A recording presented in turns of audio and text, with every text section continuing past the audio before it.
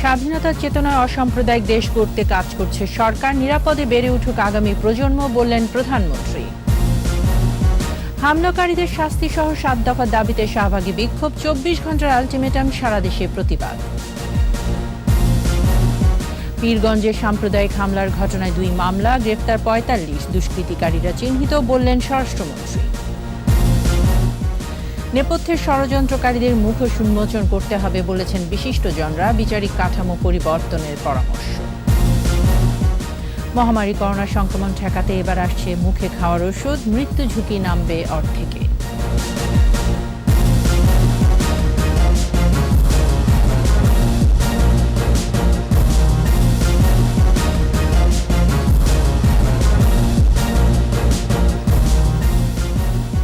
শুনছিলেন first security ইসলামী bank limited সংবাদ শিরোনাম। আমন্ত্রণ সন্ধ্যা 7:21 সংবাদে, সাথে আছি আমি তাইজিন রহমান। দর্শক, 21 টেলিভিশনের সংবাদ একই সাথে সরাসরি দেখতে পাবেন আমাদের ফেসবুক পেজ www.facebook.com/2124 অনলাইনে। এছাড়া সংবাদে আরও থাকছে: দুবলাচরে ঐতিহ্যবাহী রাস মেলা, 200 বছর ধরে সামাজিক সম্প্রতির স্মারক।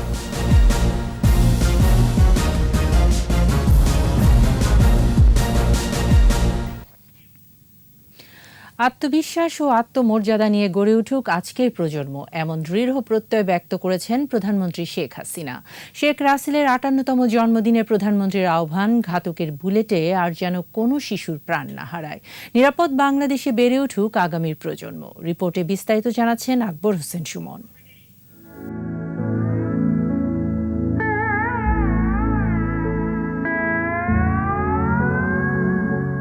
প্রথমবারের মতো রাষ্ট্রীয় উদ্যোগে শেখ রাসেল জাতীয় দিবস উদযাপন। বঙ্গবন্ধুর কনিষ্ঠ পুত্র শেখ রাসেলের 58তম জন্মদিনে বঙ্গবন্ধু আন্তর্জাতিক সম্মেলন কেন্দ্রে শেখ রাসেল জাতীয় শিশু কিশোর পরিষদের এ আয়োজন। প্রতিপাদ্য শেখ রাসেল দীপ্ত জয়োল্লাস, অদম্য আত্মবিশ্বাস। গণভবন থেকে যুক্ত হন প্রধানমন্ত্রী শেখ হাসিনা। আদরের ছোট ভাইয়ের জন্মদিনে আনন্দ বেদনার মহাকাব্য স্মৃতি কাতর করে তাকে তুলে ধরেন শেখ রাসেলকে নিয়ে নানান খুনসুটির গল্প। রাসেলের ভিতরে যে কষ্ট, সে কিন্তু কখনো তা প্রকাশ করতো না। তার চোখে পানি থাকতো। জিজ্ঞেস করতাম, তুমি কি, তোর চোখে পানি কেন? বলতো ময়লা পড়ে গেছে, কিছু না। ওইটুকু একটা ছোট বাচ্চা নিজের কষ্টটাকে লুকাবারও চেষ্টা করত। তার ভিতরে একটা আকাঙ্ক্ষা ছিল, আমরা যদি কেউ জিজ্ঞেস করতো তুমি কি হবে, সে বলতো আমি আর্মি হব, সে একটা আর্মি অফিসার হবে, এটাই তার জীবনের স্বপ্ন ছিল। প্রিয় হাসু আপার মনে এখনো দাগ কাটে যে প্রশ্ন, কেন ছোট্ট রাসেলকে হত্যা করা হলো। রাসেল মায়ের কাছে যাব বলে কান্নাকাটি করছে। সেই রাসেলকে ভাই, চাচা, বাবা, মা সকলের লাশ ডিঙিয়ে নিয়ে সেখানে তাকে নির্মমভাবে হত্যা করা হয়। আমার একটাই প্রশ্ন আসে, কেন? এই শিশুটির কি অপরাধ ছিল, বা বাকি যাদের অর্থ কি অপরাধ ছিল তাদের? বাংলাদেশ স্বাধীন করেছে সেই জন্য। আহ্বান জানান বাংলাদেশের চলার পথে আর যেন ঘাতকের বুলেট কোনো শিশুর জীবন নিতে না পারে, যেন কোনো রকম হত্যা, ষড়যন্ত্র না হয়, বাংলাদেশের মানুষ যেন সুন্দরভাবে বাঁচতে পারে। ঘাতকের বুলেটে আর কোনো শিশুকে যেন এভাবে জীবন দিতে না হয়। আমি সমগ্র জাতির কাছে এই আহ্বানই জানাবো। ৭৫-এর পর বারবার থমকে যাওয়া বাংলাদেশ শান্তিপূর্ণ হোক, নিরাপদ জীবন হোক, এই প্রত্যাশা বঙ্গবন্ধু কন্যা শেখ হাসিনার। আজকে শিশু আগামী দিনের ভবিষ্যৎ, কাজে তাদের নিরাপত্তা দেওয়া। আকবর হোসেন সুমন, 21 টেলিভিশন, ঢাকা। এর আগে বঙ্গবন্ধুর কনিষ্ঠ পুত্র শেখ রাসেলের 58তম জন্মদিনে বনানী সমাধিতে শ্রদ্ধা নিবেদন করা হয়েছে। ভোরে প্রথমে প্রধানমন্ত্রী শেখ হাসিনার পক্ষ থেকে পুষ্পস্তবক অর্পণ করা হয়। পরে দলের পক্ষ থেকে আওয়ামী লীগ সাধারণ সম্পাদক ওবায়দুল কাদেরের নেতৃত্বে শ্রদ্ধা জানান নেতাকর্মীরা। এছাড়া তথ্য ও যোগাযোগ প্রযুক্তি মন্ত্রণালয়, সংস্কৃতি মন্ত্রণালয় সহ বিভিন্ন মন্ত্রণালয়ের পক্ষ থেকে শ্রদ্ধা নিবেদন করা হয়। এ সময় রাসেল সহ 75-এর 15ই আগস্টের শহীদদের আত্মার শান্তি কামনা করে মোনাজাত করা হয়।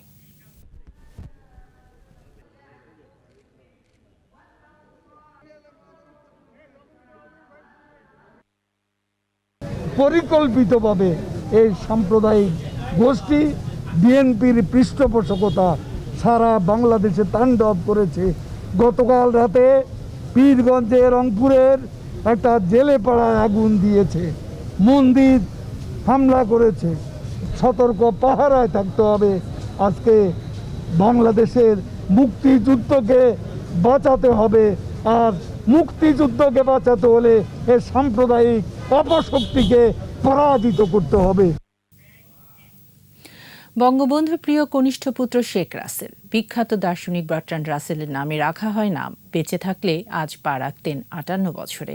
75-এর 15 আগস্টের কালো রাতে মায়ের কাছে যেতে চেয়েছিলেন শিশু রাসেল। রক্তাক্ত বাবা মাকে দেখার পর আকুতি ছিল হাসু আপার কাছে যাওয়ার। ঘাতকের বুলেট নিস্তব্ধ করে দেয় 10 বছর বয়সী একটি মানবিক জীবনকে। বাকিটা জানাচ্ছেন আকবর হোসেন সুমন। 1964 সালের 18 অক্টোবর বঙ্গমাতা শেখ ফজিলাতুন্নেসার কোল আলো করে এলেন বঙ্গবন্ধু শেখ মুজিবুর রহমানের কনিষ্ঠ পুত্র শেখ রাসেল। বিখ্যাত দার্শনিক বার্ট্রান্ড রাসেলের অনুরাগী শেখ মুজিবের মুখে তার দর্শন শাস্ত্র শুনতে শুনতে বেগম মুজিব তার ছোট সন্তানের নাম রাখেন রাসেল। প্রিয় হাসু আপা সহ 5 ভাই বোনের মধ্যমণি। পড়তেন ইউনিভার্সিটি ল্যাবরেটরি স্কুলে। সহপাঠীদের কাছে নেতৃত্ব গুণে রাসেল ছিলেন সবার প্রিয়। খুব অল্প সময় পিতার স্নেহ পেয়েছেন রাসেল। পরিবারের সঙ্গে কাটানো দুর্লভ মুহূর্তগুলোই শুধু ইতিহাস বয়ে নিয়ে যায়। রাষ্ট্রীয় সফরগুলোতে পিতার একান্ত সান্নিধ্যে রাসেল দেখেছেন বঙ্গবন্ধুর আদর্শ আর পাহাড়সম ব্যক্তিত্ব। 1975 সালের 15 আগস্ট রাসেলের বয়স মাত্র 10। 32 নম্বরের রক্তাক্ত সেই ভোরে তার আকুতি ছিল মায়ের কাছে যাব, অথচ বাবা মা সহ প্রিয়জনের নিথর দেহগুলো দেখতে দেখতে নৃশংস ঘাতকের গুলিতে উড়ে গেল রাসেলের মাথার খুলি। তার বাবাকে দেখেছে রক্তাক্ত অবস্থায় পড়ে থাকতে, তারপরে তার মাকে দেখেছে রক্তাক্ত অবস্থায় পড়ে থাকতে। রাসেলকে দেখে তারা কেঁদে উঠেছে। রাসেল ওদের বুকে ঝাঁপিয়ে পড়েছে এবং তারপরে 2টো গুলি দিয়ে ওই 3 জনকেই তারা শেষ করেছে। যারা মানুষ না, তারাই ওরকম কাণ্ড ঘটাতে পারে। ছোট্ট রাসেলের অকৃত্রিম ব্যক্তিত্বে বঙ্গবন্ধুর ছাপ স্পষ্ট ছিল বলেই ভয় ছিল ঘাতকের। বঙ্গবন্ধু রাজনীতি করতেন, যেটা বলা হলো ঠিক আছে, রাজনীতিতে অনেক কু হয়, অনেক হত্যা হয়, অনেক কিছু হয়, কিন্তু ওই ছোট্ট বাচ্চাটা কি করেছে? নতুন যে বউ, একজন বোধহয় 15 দিন আগে এসছে, আরেকজন হয়তো কিছুদিন আগে বা পরে। তাদের কি দোষ ছিল? সবাইকে বঙ্গমাতার কি দোষ ছিল? বেঁচে থাকলে হয়তো রাসেলই হতেন আজকের উন্নয়ন যাত্রার অগ্রসেনানী। আকবর হোসেন সুমন, 21 টেলিভিশন, ঢাকা। সাম্প্রদায়িক হামলার ঘটনায় ফুঁসে উঠেছে দেশ। চলছে বিক্ষোভ মিছিল, মানববন্ধন, প্রতিবাদ সমাবেশ। জড়িতদের বিচারে 24 ঘন্টার আলটিমেটাম দিয়ে 7 দফা দাবি এসেছে ঢাকার শাহবাগের এক বিক্ষোভ সমাবেশ থেকে। এছাড়া দেশের বিভিন্ন জেলায় রাস্তায় নেমেছে সর্বস্তরের মানুষ। 21-এর প্রতিনিধিদের সহায়তায় রত্না জামানের রিপোর্ট। আবারও প্রতিবাদ মুখর শাহবাগ।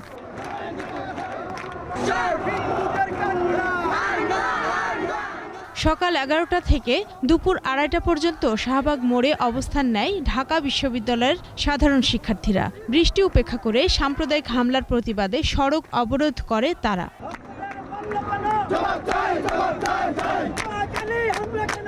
দুপুরে 4 সদস্যের প্রতিনিধি দল প্রধানমন্ত্রী বরাবর স্মারকলিপি দেন। এরপর 24 ঘন্টার আলটিমেটাম দিয়ে 7 দফা দাবি জানানো হয়। আমাদের অধিকার যে আমরা আমাদের ধর্ম বা আমাদের স্বাধীনতা নিরাপত্তা নিয়ে যেন বাঁচতে পারি। আমরা চাই আমাদের যে সংখ্যালঘু আছে এদের জীবনের নিরাপত্তার জন্য আজকে আমরা এখানে দাঁড়িয়েছি। এই দেশটা হিন্দু মুসলিম সবাই মিলে আমরা স্বাধীন করেছি।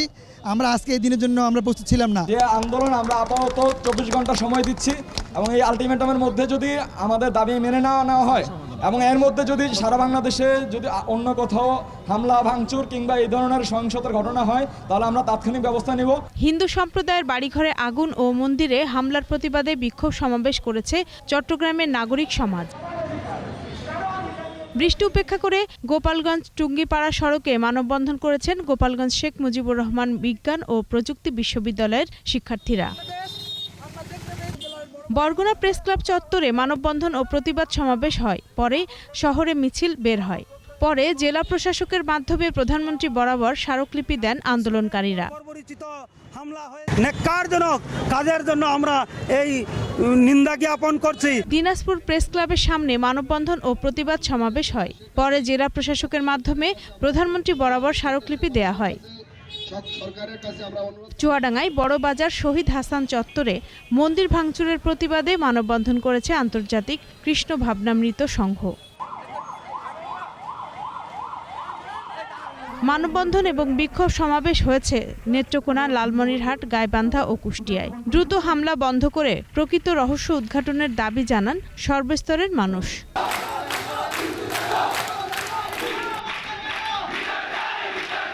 রত্না সামান, 21 টেলিভিশন। রংপুরের পীরগঞ্জে জেলেপাড়ায় সাম্প্রদায়িক হামলার ঘটনায় 2টি মামলা করা হয়েছে। গ্রেপ্তার হয়েছে অর্ধশতাধিক। বিভিন্ন স্থানে অভিযান শুরু করেছে আইনশৃঙ্খলা বাহিনী। ঘটনায় জড়িতদের চিহ্নিত করা হয়েছে বলে জানিয়েছেন স্বরাষ্ট্রমন্ত্রী। ক্ষতিগ্রস্তদের পুনর্বাসন সহ সব ধরনের মানবিক সহায়তা করা হবে বলে জানান তিনি। প্রতিনিধিদের সহায়তায় সাইদুল ইসলামের রিপোর্ট। জলেপুরে খার বসত ভিটা। সাম্প্রদায়িক হামলায় ক্ষত পীরগঞ্জের জেলেপাড়া। অন্তত 30টি বাড়িঘরে আগুন ও ভাঙচুরের ঘটনা ঘটে।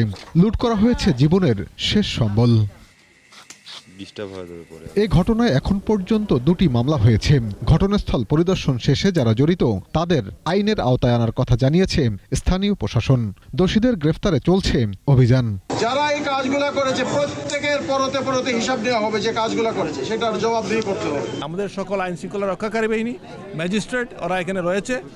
ওনারা রাত থেকে কাজ শুরু করেছেন তাদেরকে ধরার জন্য কিভাবে শাস্তির আওতায় আনা যায়। এদিকে সচিবালয়ে স্বরাষ্ট্রমন্ত্রী বলেন, সামাজিক যোগাযোগ মাধ্যমে গুজব ছড়িয়ে সম্প্রীতির বন্ধনকে বিনষ্ট করার অপচেষ্টা করেছে দুষ্কৃতিকারীরা।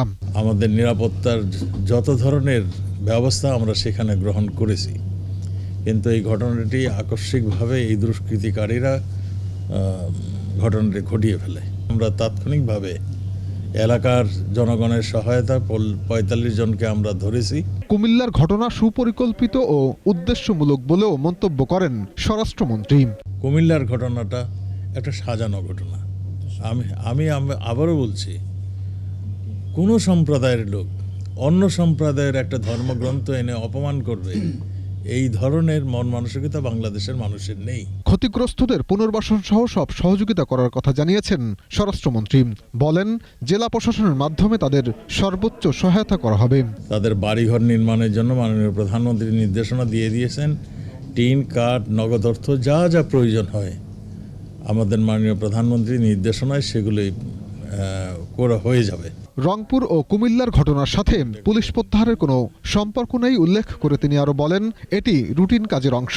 বদলি হবে, 2 বছর হয়ে গেলে বদলি হয়। আমার মনে হয় এর সঙ্গে এই সমস্ত ঘটনার কোনো যোগসাজশ নেই। এদিকে কুমিল্লার ঘটনার সাথে জড়িতদের আইনের আওতায় আনার দাবি জানিয়েছে ঢাকা বিশ্ববিদ্যালয়ের শিক্ষক সমিতি। সকালে কুমিল্লার ঘটনাস্থল পরিদর্শন শেষে তারা এ দাবি জানান। অপরাধীদেরকে খুঁজে বের করে শাস্তির আওতায় না নিয়ে আসতে পারি, তাহলে এই ধরনের ঘটনাগুলো কিন্তু ঘটতে থাকবে। সাইদুল ইসলাম, 21 টেলিভিশন, ঢাকা।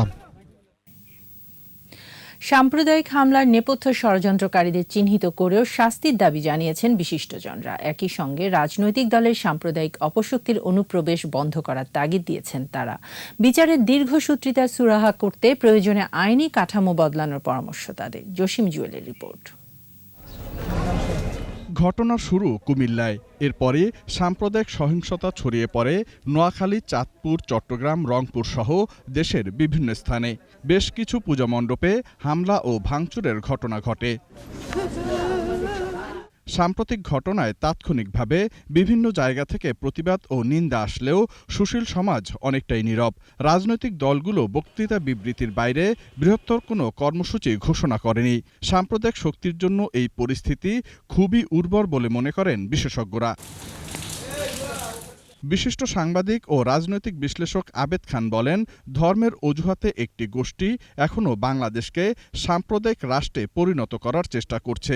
আর ঢাকা বিশ্ববিদ্যালয়ের সাবেক উপাচার্য মশা আরফিন সিদ্দিক মনে করেন, নেপথ্যের ষড়যন্ত্রকারীদের চিহ্নিত করে শাস্তি দিতে হবে।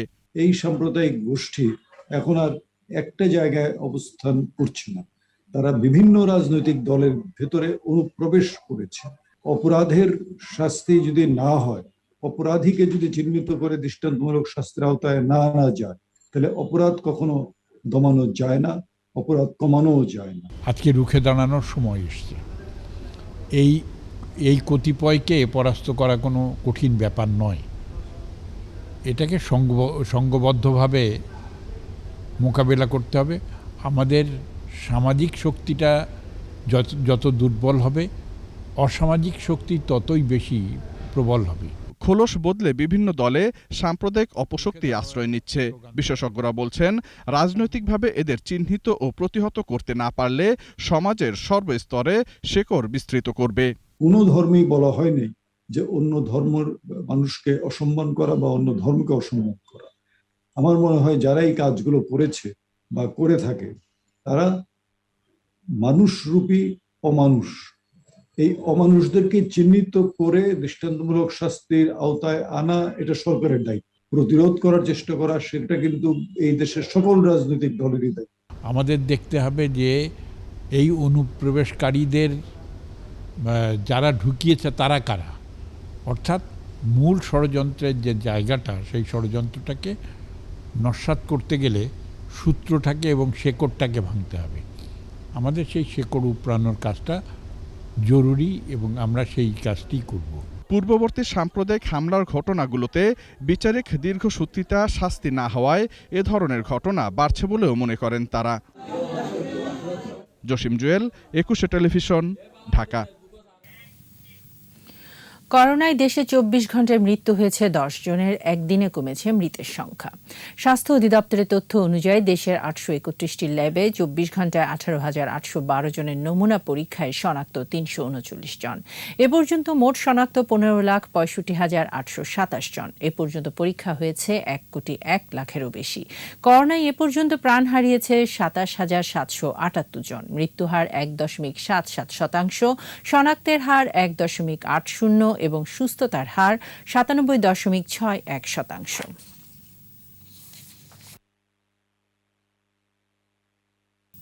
নিচ্ছি সংবাদ বিরতির পর যা থাকছে। ই-ভ্যালির ব্যবস্থাপনায় বিচারপতি শামসুদ্দিন চৌধুরীর নেতৃত্বে 5 সদস্যের বোর্ড গঠন। রাজধানীতে ফুটওভার ব্রিজ ব্যবহারে পথচারীদের অনীহা, রাস্তা পারাপারে প্রায় ঘটছে দুর্ঘটনা। আবারও আমন্ত্রণ সন্ধ্যা 7:21 সংবাদে। ই কমার্স প্রতিষ্ঠান ই-ভ্যালির পরিচালনায় 5 সদস্যের অন্তর্বর্তীকালীন বোর্ড গঠন করে দিয়েছে হাইকোর্ট। বোর্ডের চেয়ারম্যান করা হয়েছে আপিল বিভাগের অবসরপ্রাপ্ত বিচারপতি AHM শামসুদ্দিন চৌধুরীকে। বিচারপতি মোহাম্মদ খুরশিদ আলম সরকারের একক হাইকোর্ট বেঞ্চ ই-ভ্যালির বোর্ড গঠনে আদেশ দেন। বিস্তারিত শাকির আরজু রিপোর্টে। সস্তায় পণ্য সরবরাহের প্রতিশ্রুতি দিয়ে হাজারো গ্রাহকের কাছ থেকে শত শত কোটি টাকা নিয়েছে ই কমার্স প্রতিষ্ঠান ই-ভ্যালি। কিন্তু পণ্য দিচ্ছেন না প্রতিষ্ঠানটি, গ্রাহকও ফেরত পাচ্ছেন না অর্থ। এমন পরিস্থিতিতে অর্থ ফেরত পেতে রাস্তায় নামেন প্রতারিত গ্রাহকরা। এতে দেশজুড়ে আলোচনা সমালোচনার ঝড় ওঠে। দায়ের হয় মামলা, গ্রেফতার হন ই-ভ্যালির প্রধান নির্বাহী কর্মকর্তা ও তার স্ত্রী। এক পর্যায়ে বিষয়টি উচ্চ আদালতে গড়ায়। কয়েক দফা শুনানি শেষে ই-ভ্যালির ব্যবস্থাপনায় নতুন বোর্ড গঠনের আদেশ দিলেন আদালত। আপিল বিভাগের অবসরপ্রাপ্ত বিচারপতি AHM শামসুদ্দিন চৌধুরীকে চেয়ারম্যান গঠন করা হলো 5 সদস্যের নতুন বোর্ড। একজন প্রাক্তন বিচারপতি, 2 জন হচ্ছে গিয়ে সচিব মহোদয়, একজন চার্টার সেক্রেটারি আর আরেকজন জুরিস্ট। ইনারা 5 জন কালেকটিভলি একটি বোর্ড অফ ডাইরেক্টর ফর্ম করে তারা ই-ভ্যালি প্রাইভেট লিমিটেড কোম্পানিকে কন্ট্রোল এবং ম্যানেজ করবেন। গ্রাহকদের স্বার্থ রক্ষা ও অর্থ পরিশোধে কাজ করবে বলে জানিয়েছেন নবগঠিত বোর্ডের চেয়ারম্যান। যারা সেখানে টাকা লগ্নি করেছেন, যাদের পয়সা হারিয়ে যাওয়ার বা মার খাওয়ার একটা সম্ভাবনা শুরু হয়েছিল, তাদের পয়সাগুলো যতখানি সম্ভব প্রোটেক্ট করে, রক্ষা করে তাদের পয়সাগুলো ফেরত দেওয়ার ব্যবস্থা করা, এই দুটো কথাই আমি এই মুহূর্তে ভাবতে পারছি। আদেশের কপি পাওয়ার পর বৈঠকে বসবে নতুন বোর্ড। টাকাগুলো কোথায় কিভাবে আছে সবকিছু বুঝে নেবেন বোর্ডের সদস্যরা। এমনই আদেশ হাইকোর্টের। 1 মাসের মধ্যে হাইকোর্টে দাখিল করতে হবে প্রতিবেদন। কোনোভাবে এটাকে সামনে চালিয়ে নেওয়া যায় কিনা সেটার কোনো প্রসপেক্ট বা এটা কোনোভাবে কন্টিনিউ করা যায় কিনা সেটা দেখা, এবং যদি সেটা আলটিমেটলি করা যায় তাহলে হয়তোবা একটা অন্য ধরনের সিদ্ধান্ত হতে পারে। এর আগে ইভেলির স্থাবর অস্থাবর সম্পত্তি স্থানান্তর ও বিক্রির ওপর নিষেধাজ্ঞা দেন হাইকোর্ট। শাকের আরজু, 21 টেলিভিশন, ঢাকা। উগ্র ধর্মান্ধ গোষ্ঠী সরকারকে বেকায়দায় ফেলার জন্য রংপুরের সংখ্যালঘু সম্প্রদায়ের বাড়িঘরে আগুন ও ভাঙচুরের ঘটনা ঘটিয়েছে বলে জানিয়েছেন তথ্যমন্ত্রী ডক্টর হাসান মাহমুদ। সকালে সচিবালয়ে জাতির পিতা বঙ্গবন্ধু শেখ মুজিবুর রহমানের অসমাপ্ত আত্মজীবনী অবলম্বনে নির্মিত চলচ্চিত্র চিরঞ্জীব মুজিবের 3টি টিজারের উদ্বোধনী অনুষ্ঠানে তথ্য ও সম্প্রচার মন্ত্রী আরও বলেন, এটা খুবই স্পষ্ট যে পীরগঞ্জকে তারা বেছে নিয়েছে সরকারকে প্রশ্নবিদ্ধ করার জন্য। বিএনপি জামায়াত ধর্মান্ধ গোষ্ঠী বিভিন্ন সময়ে নানা ধরনের বিশৃঙ্খলা তৈরির জন্য এ ধরনের কার্যক্রম ঘটিয়ে যাচ্ছে। একটি গোষ্ঠী সাম্প্রদায়িক রাজনীতি করে, তাদের আরো সারা দেশে এই ধরনের ঘটনা ঘটানোর পরিকল্পনা ছিল। যারা এই ঘটনাগুলো ঘটিয়েছে তাদের কিন্তু আরও এই ধরনের ঘটনা ঘটানোর পরিকল্পনা আছে। তাই সবাইকে সতর্ক দৃষ্টি রাখার জন্য অনুরোধ জানাই। রাজধানীতে পথচারী পারাবারের জন্য ফুটওভার ব্রিজ থাকলেও বেশিরভাগ মানুষ ঝুঁকি নিয়ে পার হচ্ছেন রাস্তা। তাদের চরম অনীহা ফুটওভার ব্রিজ ব্যবহারে। এতে করে অমান্য হচ্ছে আইন, ঘটছে দুর্ঘটনাও। এমন বাস্তবতায় জনগণকে সচেতন হবার পরামর্শ ডিএমপি কমিশনারের। এরশাদ আলীর ক্যামেরায় দীপু শিকদারের রিপোর্ট।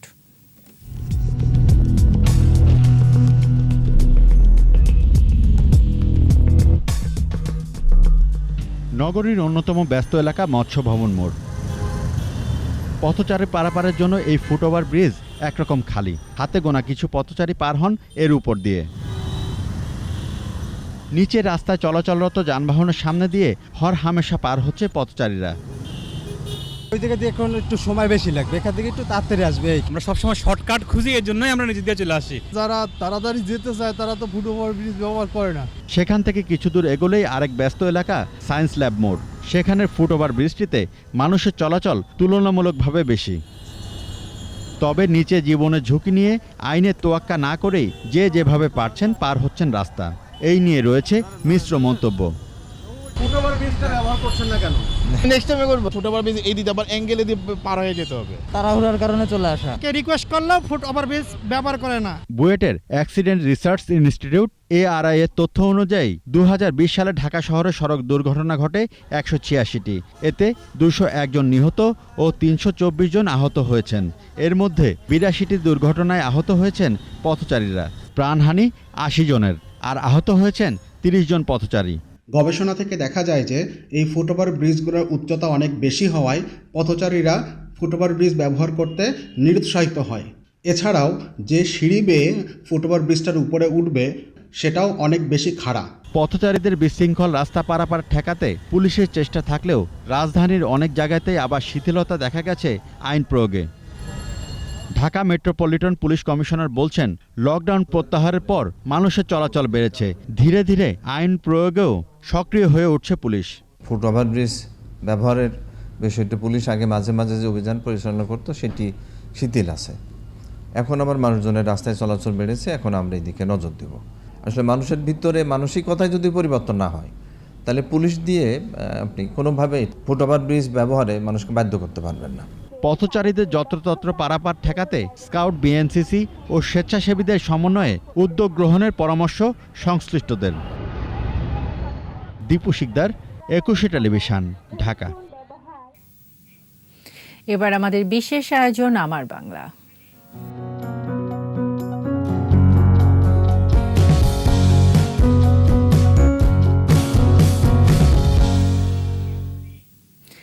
রাসলীলা বা রাসযাত্রা সনাতন ধর্মাবলম্বীদের বার্ষিক উৎসব। রাধাকৃষ্ণের আরাধনায় রাসের মূল উপজীব্য। পটুয়াখালী কুয়াকাটার দুবলা চরে ঐতিহ্যবাহী রাস মেলা হয় হেমন্তের পূর্ণিমা তিথিতেই। এই উৎসবে সমাগম ঘটে লাখো পুণ্যার্থীর। অঞ্চল ভেদে দেশের বিভিন্ন এলাকায় 3 থেকে 5 দিন ব্যাপী হয় রাসমেলা। পটুয়াখালী প্রতিনিধি সহায়তায় মাসমালিসা রিপোর্ট।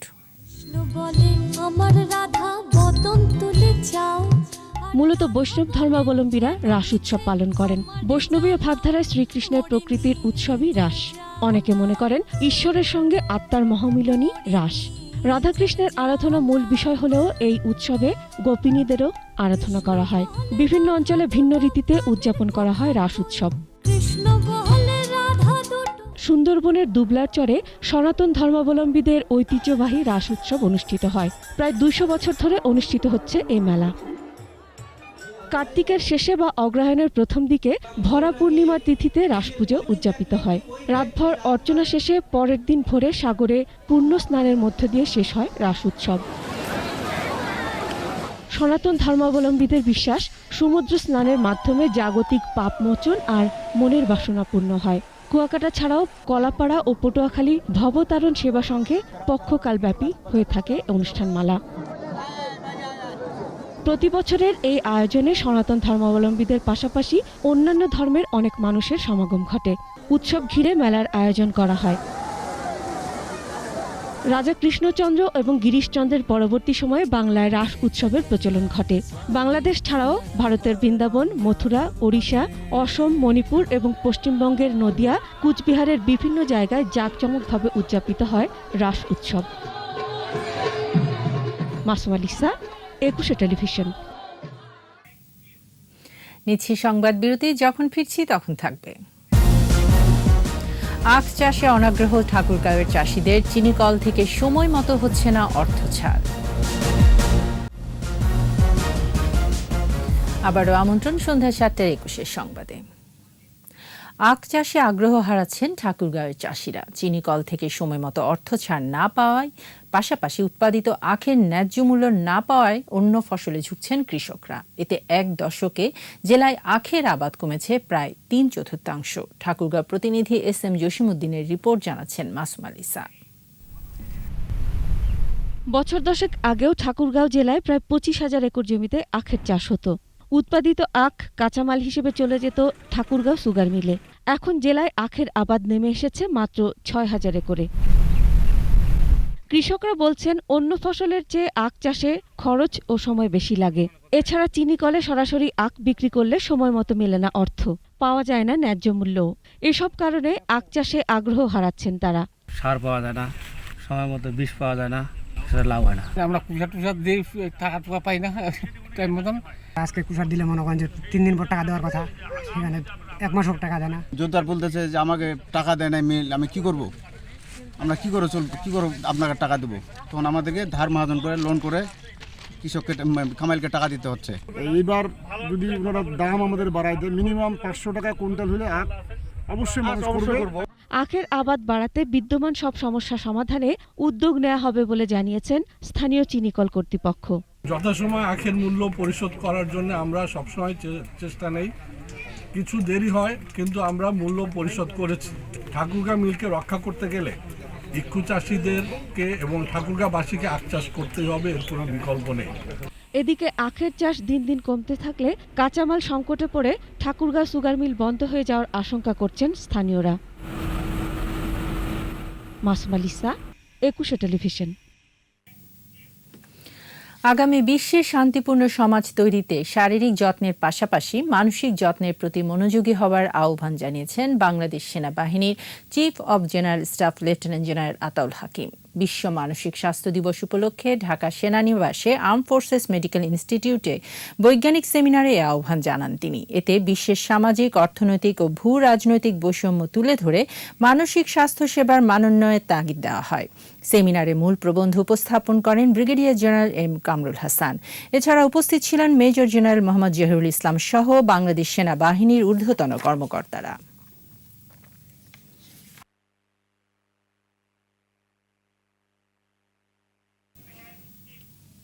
এবার সোশ্যাল ইসলামী ব্যাংক লিমিটেড বাণিজ্য সংবাদ।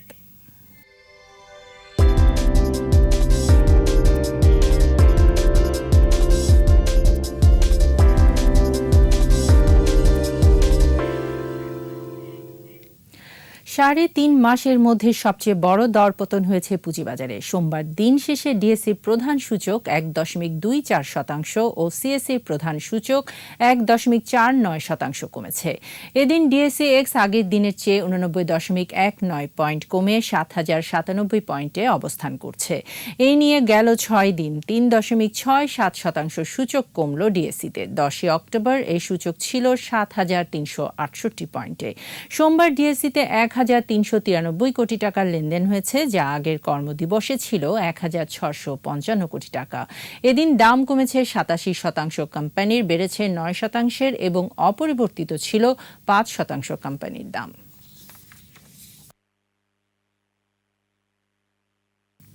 আর এরই সাথে শেষ করছি সন্ধ্যা 7:21 সংবাদ। যাবার আগে ফার্স্ট সিকিউরিটি ইসলামী ব্যাংক লিমিটেড সংবাদ শিরোনামগুলো জানিয়ে দিচ্ছি আরও একবার। স্বাধীনতার চেতনায় অসাম্প্রদায়িক দেশ গড়তে কাজ করছে সরকার, নিরাপদে বেড়ে উঠুক আগামী প্রজন্ম, বললেন প্রধানমন্ত্রী। হামলাকারীদের শাস্তি সহ 7 দফা দাবিতে শাহবাগে বিক্ষোভ, 24 ঘন্টার আলটিমেটাম, সারা দেশে প্রতিবাদ। পীরগঞ্জে সাম্প্রদায়িক হামলার ঘটনায় 2 মামলা, গ্রেফতার 45, দুষ্কৃতিকারীরা চিহ্নিত, বললেন স্বরাষ্ট্রমন্ত্রী। নেপথ্যের ষড়যন্ত্রকারীদের মুখোশ উন্মোচন করতে হবে, বলেছেন বিশিষ্টজনরা, বিচারিক কাঠামো পরিবর্তনের পরামর্শ। মহামারী করোনা সংক্রমণ ঠেকাতে এবার আসছে মুখে খাওয়ার ওষুধ, মৃত্যু ঝুঁকি নামবে অর্ধেকে।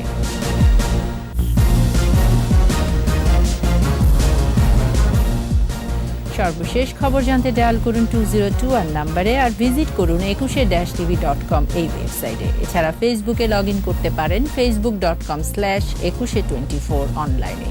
পরের সংবাদ রাত 9টায় দেখার আমন্ত্রণ রইল। স্বাস্থ্যবিধি মেনে চলুন, সুস্থ থাকুন।